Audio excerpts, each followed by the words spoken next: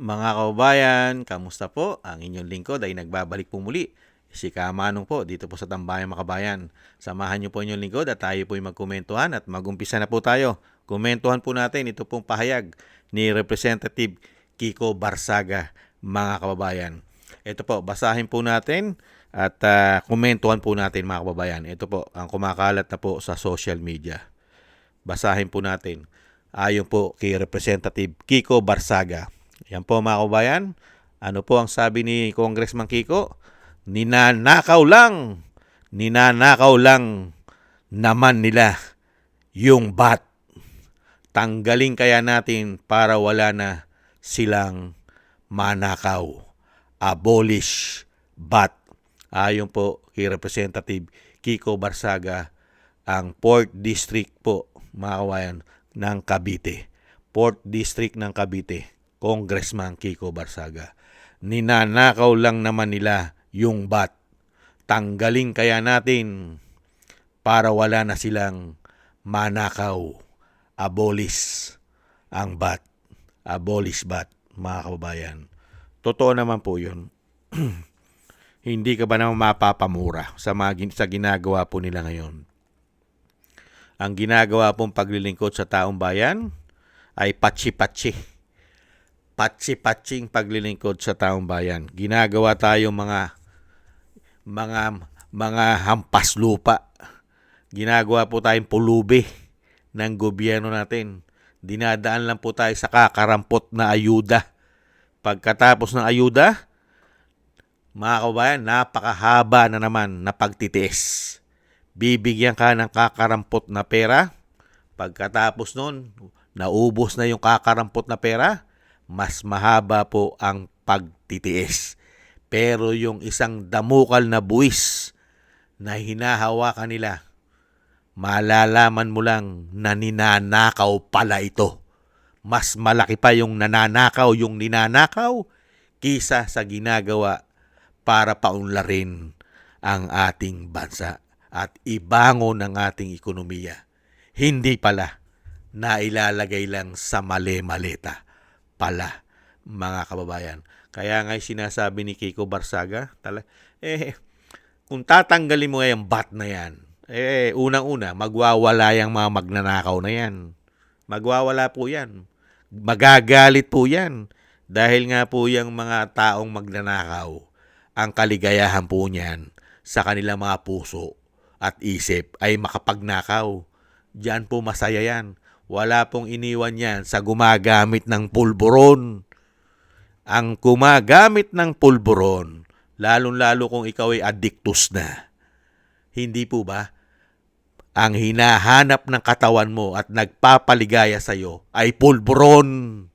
Pagka ikaw ay nakagamit na at high na high ka na. Hindi po ba? Maligayang maligaya ka na. Ganon din po ang mga magnanakaw. Pag nakapagnakaw na po yan, masayang masaya na po yan sa kanilang mga damdamin at isip. Masayang masaya sila. Kasi nga po, ang nakapagpapasaya po dyan, mga kababayan, ay yung pera. Pera. Hindi po ba? At sinasamahan pa yata ng ginto. Hindi kaya? At ang pinakamasakit, taong bayan ang ninanakawan nila. Taong bayan. Hindi po ba? Kaya nga itong si Kiko Barsage, napakadalas nilang mapuruhan. 2 beses na po nasususpindi yan. Yang kongresista po ng 4th District ng Cavite, 2 beses na po nasususpindi yan nang wala pang sweldo.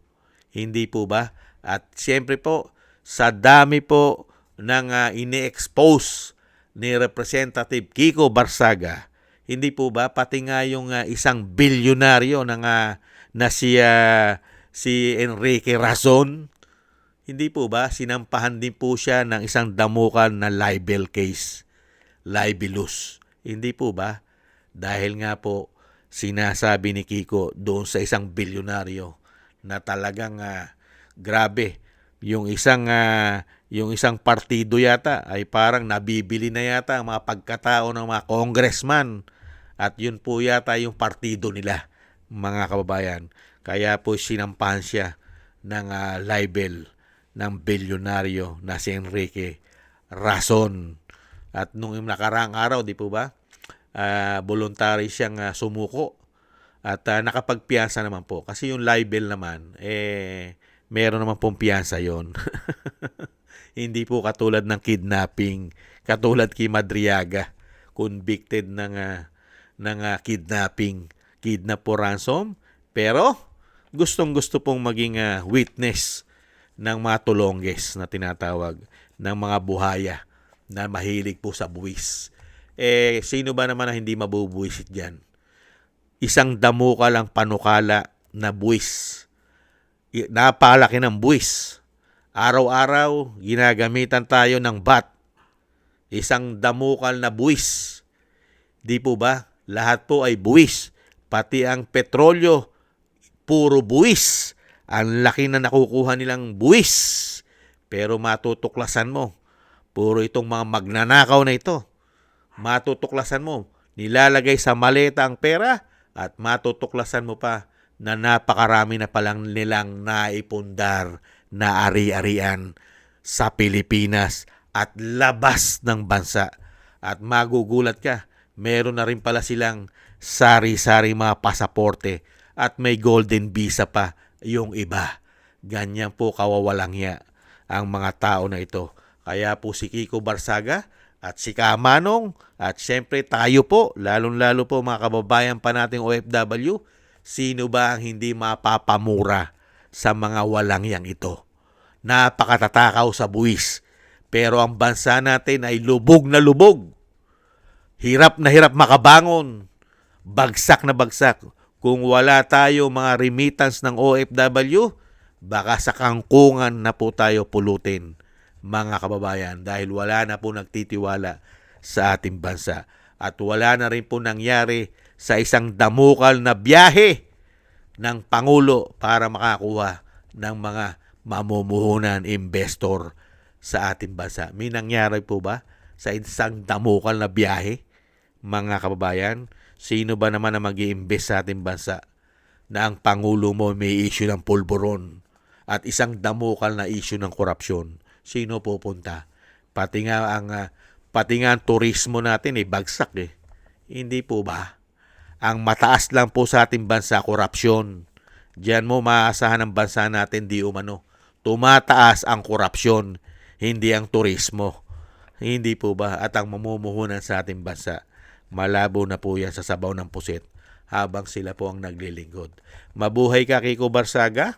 At pagka pinagpatuloy mo na pinagpatuloy na labanan at expose ang mga kawalang-yan at kabalbalan ng gobyerno ng binagawang Pilipinas, baka sa mga darating na araw, hindi lang 2 suspendido ang gawin sa'yo. Baka madagdagan na naman, isuspindi ka na naman pag hindi ka lumubay at patuloy mo silang binabakbakan. Mabuhay ka, Kiko Barsaga, Congressman. Ang tiwala at simpatsya ng taong bayan ay nasa iyo, Congressman Kiko Barsaga. Pagpatuloy mo lang yan. At syempre, ang darating ang panahon, baka sa mga susunod na panahon, ay isa ka ng senador.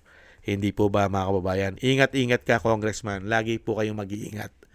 Mag-iingat po kayo at maingatan po kayo sa kapahamakan.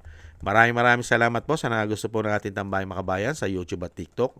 At ganun din po sa ating mga subscribers at patuloy na susubscribe. Sa mga nagko-comment, like, share, and subscribe. Thank you po. Mabuhay po kayo. Shoutout po sa inyo lahat. At maraming salamat din po sa mga biyaya na inyo pong pinagkakalob. Thank you po. Shoutout po kay Tatay Nick ng Canada, kay Eric Hershaw ng Canada, kay Jem Aris ng United Arab Emirates, Ani Jo, Mila Yi, kay Gay at Chena, Balance Vision TV, Jesus Valdepena, Kingston ng Hong Kong, Jake Yahut ng California, USA, Gina Ray ng Berlin, Germany, Julieta Celona ng Sydney, Australia, Baby Roman at Ate Isa ng Cagayan, at ako si Pilam. Maraming salamat po sa inyo, mga kabayan, at ingat-ingat po kayo, lalo-lalo po sa inyo po mga paggawa. At God bless po sa inyo lahat. Tiis-tiis lang po muna tayo. Bye-bye!